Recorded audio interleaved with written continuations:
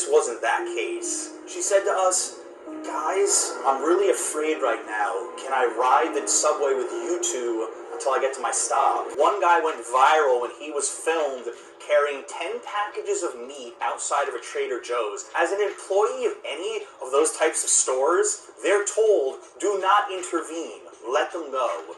Being started over something trivial, somebody pulls a knife, somebody pulls a gun. It's not worth it. You never want to fight with people who have less to lose than you do. Konnichiwa minasan. Kyo desu. Today, I will be checking out the YouTube channel Here Be Bar. But in today's video, we're going to be reacting to how dangerous is New York City right now. Excited to watch this video, but before that, guys, just make sure to smash the like button and subscribe to the channel. This is a video I really didn't want to make, but I've gotten so many questions about the rising crime rate in New York City, and we're going to dive into it. We're going to talk my personal experiences, crime stats, what the city's trying to do, and if it's still safe for tourists to visit. You don't want to miss this. Before we get into any statistics, I want to share a story that happened right here on Atlantic Avenue.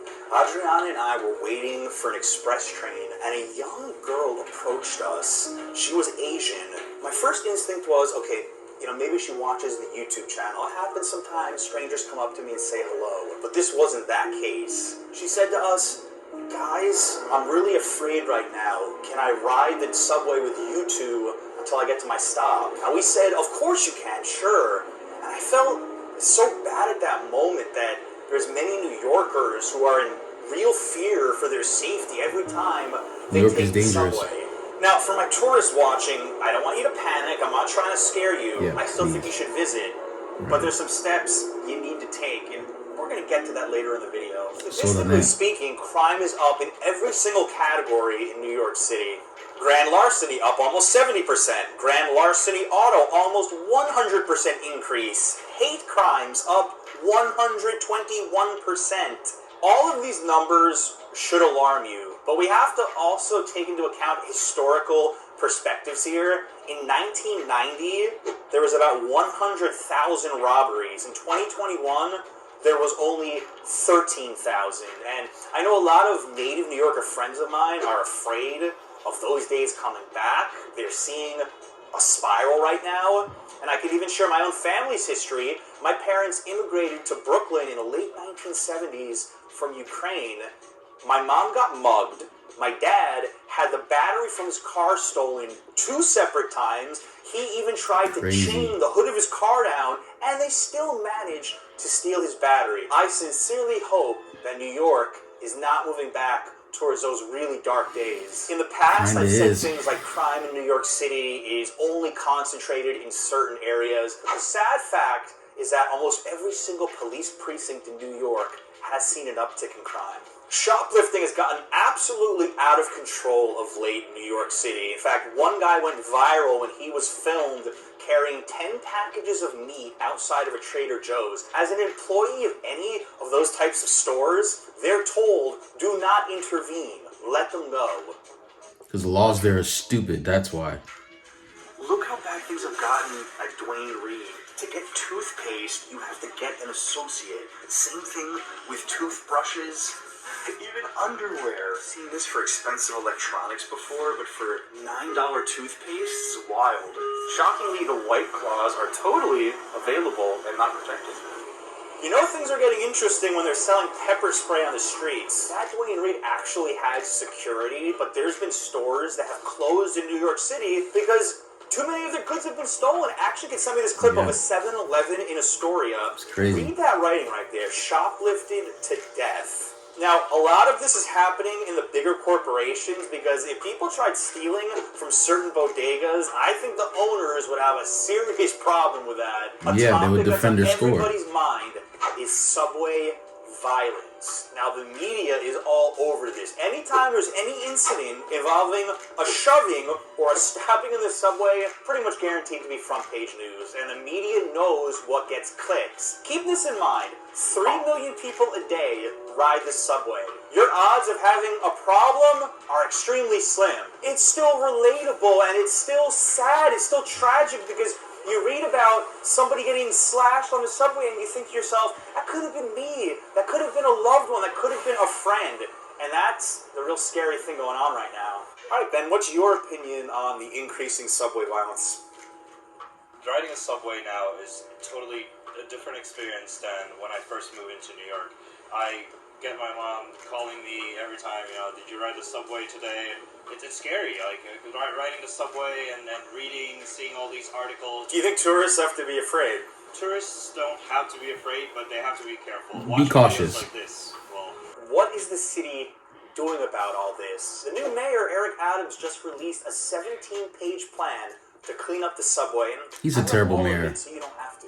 As announced in early January, New Yorkers will continue to see an increased presence of NYPD in subway cars, especially at high-priority stations. The following is banned: lying down, sleeping, or outstretching in a way that takes up more than one seat, creating an unsanitary environment by spitting, littering, and more, exhibiting aggressive behavior towards other passengers, using the subway system for any other purpose than transportation, smoking, or open use. There's also a passage about outreach for the homeless, and he made some statements that the majority of homeless people are not violent. There have been a lot of high-profile cases about homeless people doing some terrible things in the city. Will it work?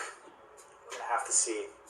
This was just announced. There's a pilot program coming where they're going to add protective doors to 3 subway stations to start. The kind of doors that are really common in many countries around the world. Like Japan. And in hopes of stopping subway shovings and also suicides. I think this is a great step in the right direction. The problem is they did a study a few years ago and found out that only 128 of the 472 stations could even handle it.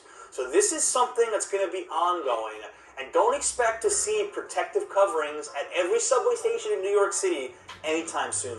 The city has major problems, and crime needs to be a top concern, especially with the COVID-19 rates waning right now. And I'm not trying to sound pessimistic making this video, because there's millions of people who go about their lives in New York without incident every single day. There's certain things you have to adjust to, being a tourist or being a New Yorker. Living there. There's definitely one crime you're going to see daily in New York City, and that's people jumping the turnstiles at subways. In fact, there was a recent article that said up to 1/3 of people aren't even paying their bus fare anymore. Anytime you go to the subway and you want to feel a little safer, ride in the car with the conductor, and you can find out where that is by locating the indication board right here.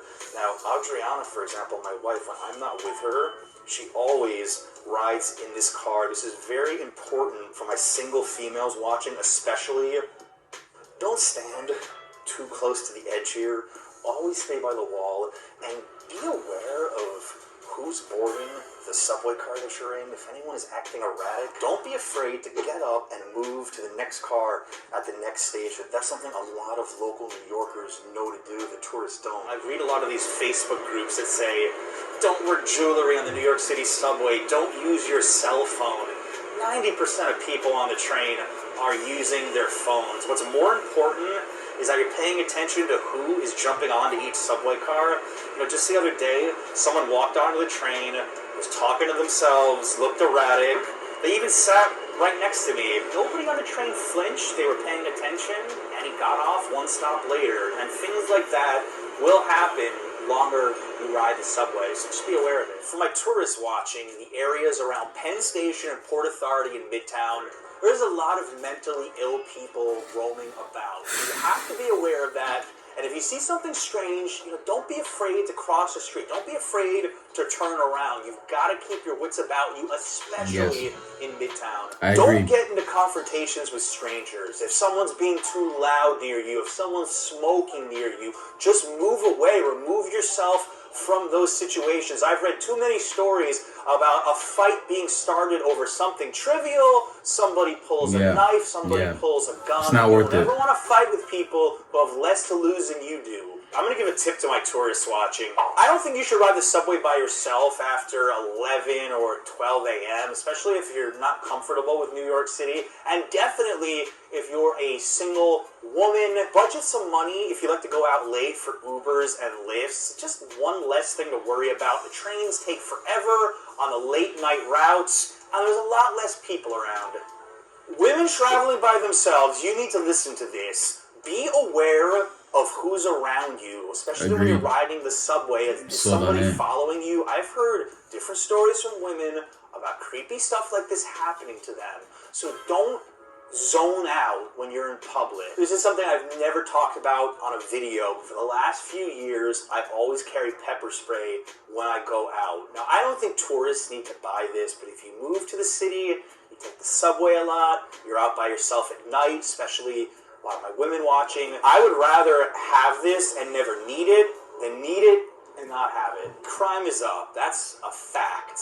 It's crazy. My favorite state, the state I'm from, it's sad that it's becoming more like this. I'm from Brooklyn, New York, and obviously you can tell because the channel name is part Brooklyn, Tokyo. New York has definitely changed from the time I've been there. When I was younger, it's not to say New York was the safest place in the world, but definitely it's gotten worse in the last few years. And similar to the other Philly videos and other crime cities we've covered on this channel, it's basically mayors and governors not really caring about their city. For example, my younger brother currently lives in NYC, and he tells me all the time how filthy the city actually is. A lot of crazy people, lunatics, and he tells me that there's rats the size of small dogs. Now, for those Japanese who want to travel to New York, don't let this video discourage you. I think you should still travel to New York. New York is a great state. However, you should be aware that New York's crime has been increasing because of COVID and because of the recent riots that have been happening in the last few years. Hopefully that these new regulations will help, but ultimately it's a cultural issue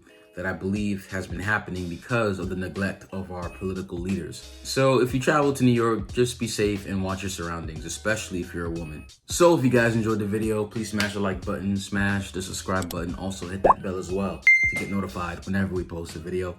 Hanto, arigatou gozaimasu, minna. Kyotsukete. Ja ne.